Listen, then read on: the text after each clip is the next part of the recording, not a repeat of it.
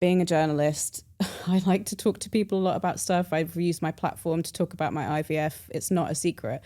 Weirdly, last year, having an unsuccessful IVF transfer, I just didn't tell people. And it was not the route to go down for me. Like, I'm quite a open person.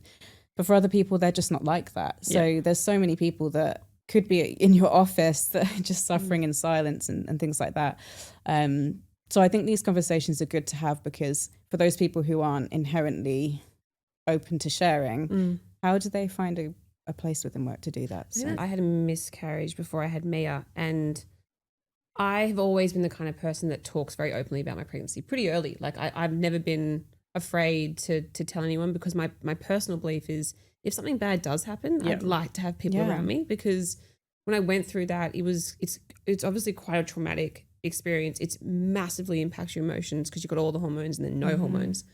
And having people, my friends for one thing, but actually I did have some colleagues that knew, just took the pressure off me taking time out. I didn't feel like I had to justify my time out. It was very much like, I'm going through this, and everyone's like, cool, you take a week, 2, whatever you need.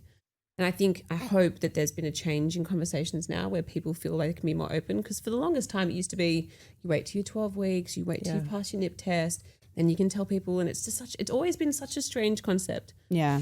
I think the big hesitation women have, and I know I certainly had this when I was going through kind of our fertility journey, is people still don't want to be honest about trying to have a baby, because I think that's where the taboo is. It's like you can't possibly let someone know you're planning to have a baby, because what happens then if you are, looked over for a promotion, or like there's still so many biases that exist, or people are like, oh, that means I'm going to have to replace this person or they're going to be out. I think we are still so afraid, I personally am and always have been, of letting people know that there is an intention to have another child. Yeah. It's like once you get pregnant, well, then you're pregnant. So it's like, well, this is going to happen. But the journey of getting there, I think, is such a silent thing. And I remember being at Wunderman Thompson and in a meeting, and it was like I could just feel it coming. And this is probably like month 8 of trying, and going to the toilet and coming and just being in the toilet and bawling my eyes out, because I was like, oh, another fucking month of it not working.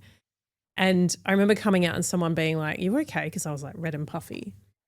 And I was just like, what do I say? Like, I'm desperately trying to get pregnant and I can't. Yeah.